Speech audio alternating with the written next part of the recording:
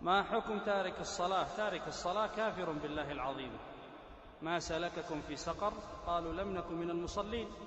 فخلف من بعدهم خلف أضاعوا الصلاة واتبعوا الشهوات فسوف يلقون غيا، والغي هو وادي في نار جهنم كما قال ابن مسعود: قعره بعيد وطعمه خبيث.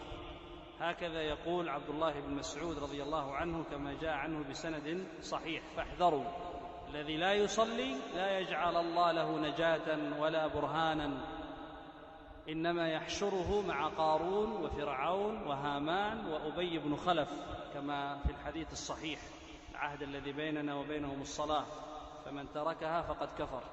والبلاء الآن في التفريط الذي يحصل في بيوتنا. يخرج الأب من البيت إلى المسجد ولا ينصح ولا يأمر ولا يغضب ولا يغار. قد يجد الأولاد أمامه يلعبون أو نائمين ولا يصرخ لله عز وجل.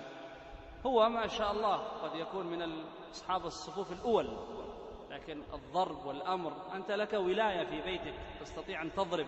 إذا كان 10 سنوات أمرنا النبي عليه الصلاة والسلام أن نضربه، فكيف نترك الكبار لا نزجرهم وهو كبير بالغ شاب رجل لا يصلي؟ لو في عمل تقيمه قبل الفجر، قم لعملك، وظيفتك، دراستك، أما صلاتك إلا من رحم الله.